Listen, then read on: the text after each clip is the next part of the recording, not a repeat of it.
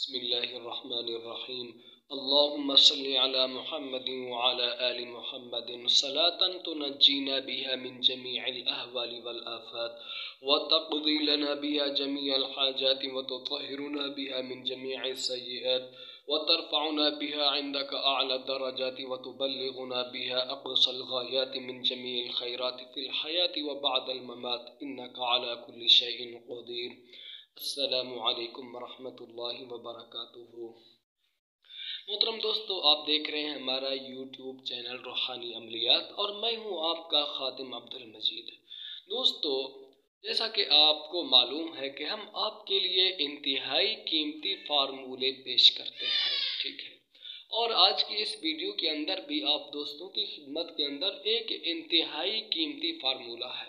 लोग ऐसे आमाल को तलाश करते रहते हैं और ये आमाल जो है हमारे इंतहाई मुजर्रब और हमारे आजमूदा और हमारे असातिज़ा के आजमूदा आमाल हैं। तो आज का दोस्तों हमारा टॉपिक है कि जिन्नात को बोतल के अंदर कैसे बंद किया जाए। अमल बतलाने से कबल छोटी सी गुजारिश, चैनल पर नए हैं तो हमारे चैनल को सब्सक्राइब कीजिए, वीडियो को अव्वल से लेकर के आखिर तक देखें, लाइक भी करें, पसंद आए तो शेयर भी कीजिए ताकि हमारे और भाइयों का बहनों का फ़ायदा हो। तो दोस्तों चलते हैं अमल की तरफ। अमल क्या है? जिनको बोतल में कैद करने का। पहले आपने अपना हसार करना है। देखिए, हसार से आपने कभी भी गफलत इख्तियार नहीं करनी है। इस मैदान के अंदर अपनी हिफाजत ज़रूरी है। 3 बार आयतुल कुर्सी पढ़ें, अपना हसार आप कर लें, ठीक है। फिर उसके बाद आपके पास एक कांच की बोतल होनी चाहिए, शीशे की बोतल होनी चाहिए, छोटी सी हो, जितनी भी हो, शीशे की हो, उसको आपने अपने सामने रखना है और उसका ढक्कन भी हो। दूसरी बात ये याद रखें कि वो कहीं से टूटी हुई भी ना हो, सही सालिम बोतल हो। अब आपका हसार हो गया, आपने मरीज का भी हसार कर लेना है, ठीक। उसके बाद आपने हाज़री पढ़नी है। हाज़री आप चहले काफ के साथ भी कर सकते हैं, सूरतुल मुमिनून की आखिरी 4 आयत के साथ, आयतुल कुर्सी के साथ, मंजिल के साथ, जिस किसी भी अमल के आप आमिल हो, सूरह मुज़्ज़म्मिल हो, सूरह जिन हो, उसके साथ आप हाज़री कर सकते हैं।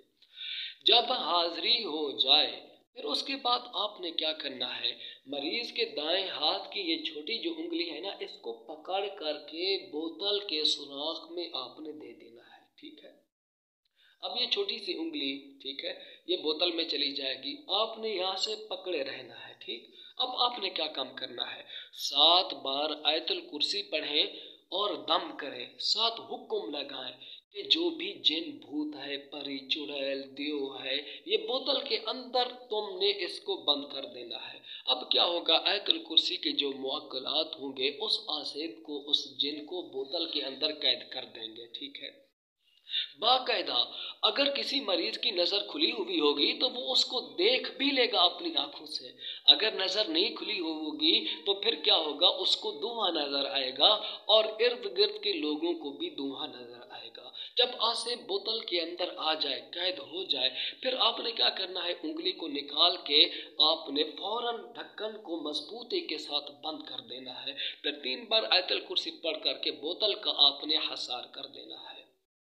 अब आपने क्या करना है, उस बोतल को किसी महफूज जगह में दफन कर देना है, ठीक है।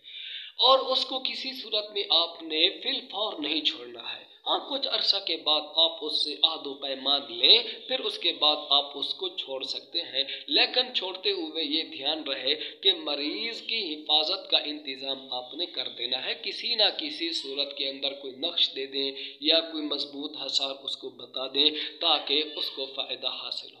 लेकिन इस अमल को वही आमिल कर सकता है जो मजबूत दर्जे का आमिल हो, मतलब उसने आयतुल कुर्सी की कोई बड़ी ज़कात निकाली हुई हो।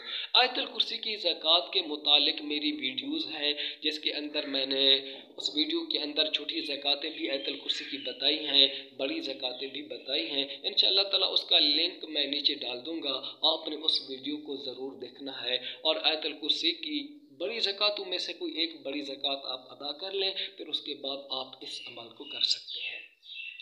پھر اس کے بعد اپنے مریض کو کچھ پانی دم کر کے دے دینا ہے۔ 41 بار آیت الکرسی پڑھیں، ٹھیک ہے، 11 بار آپ آخری دونوں صورتوں کو پڑھیں، پانی پہ پھونک ماریں، 11 دن تک وہ پانی آپ نے مریض کو پلانا ہے۔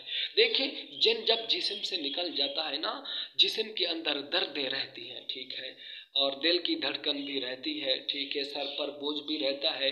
جب عامل پانی دم کر کے دیتا ہے یا تیل دم کر کے دیتا ہے یا پڑھائی پڑھتا ہے، پھر وہ بد اثرات جو چھوٹے سے تھوڑے سے بچے ہوتے ہیں نا، اس پڑھائی کے ساتھ، اس عمل کے ساتھ وہ رفع دفع ہو جاتے ہیں۔ صرف جن کو قید کر دینے یا جلا دینے کو کافی نہ سمجھا جائے، بلکہ جو کچھ معمولی اثرات باقی ہوں ان کا بھی کسی نہ کسی طریقے سے عامل کو علاج کرنا چاہیے۔ امید کرتا ہوں یہ ویڈیو آپ کو پسند آئی ہوگی۔ چینل سبسکرائب کرتے جائیں اور اس ویڈیو کو شیئر بھی کرتے جائیں۔ جزاکم اللہ تعالی خیرن کثیرن فی الدنیا والآخرہ۔ اجازت دیجیے، دعاؤں میں یاد رکھیں۔